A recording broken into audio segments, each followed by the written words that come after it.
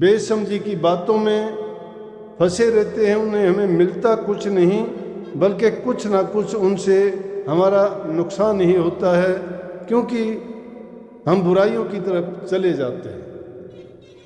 और ज़रूरी है कि अगर भक्ति के मार्ग पर चलना चाहते हैं तो पहले उन बुराइयों को ही छोड़ना पड़ेगा। अभी भैंसली गांव पड़ता है, जब दर्शनों के लिए बैठा हुआ था तो एक सत्संगी भाई था, मैंने नाम तो उसका पूछा नहीं, लेकिन उसने आके बात ऐसी कही, कहने लगा जी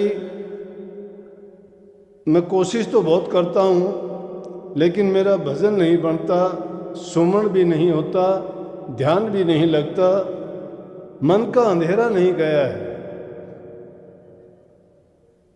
मेरे मन का अंधेरा दूर नहीं हुआ है।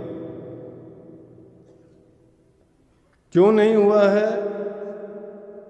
मैं कहने लगा कि सत्संगों के माध्यम से मैं पूरा प्रयास ये करता हूँ कि जो भी सत्संगी जीव हैं उनके मार्ग में जो जो परेशानियाँ, कठिनाइयाँ या बाधाएं आती हैं तो सत्संग के माध्यम से ही उनका मैं समाधान करता हूँ, बल्कि पूछने की उनकी आवश्यकता नहीं छोड़ता। लेकिन कमी क्या रह जाती है कि जब हम सत्संग पर गौर नहीं फरमाते हैं,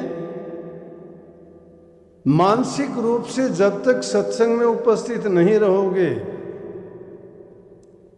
उसके लिए महापुरुषों ने फरमाया है, दृष्टि गुरु के चेहरे पे, मन के दरवाजे खोल के, दिमाग के दरवाजे जब तक खुले नहीं रहेंगे तो उपदेश कहाँ प्रवेश करेगा।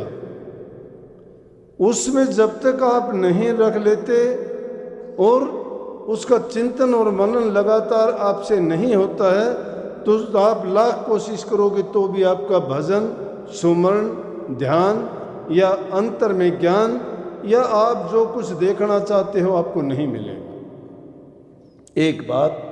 दूसरी बात, बहुधा क्या होता है कि किताबों में ऐसी बातें लिख दी गई हैं जिसके कारण बहुत से सत्संगी भ्रमित हो जाते हैं। आम आदमी का तो भ्रमित होना बड़ी बात नहीं, लेकिन जो समझदार हैं, सत्संगी या अभ्यासी हैं, वो भी भटक जाते हैं। क्यों भटक जाते हैं? कि उन चीज़ों को सुन के कभी वो धुन का नाम लेते हैं, तो कभी नूरी गुरु का नाम लेते हैं, तो कभी और कुछ अंतर के नज़ारे देखने की बात करते हैं कि हमें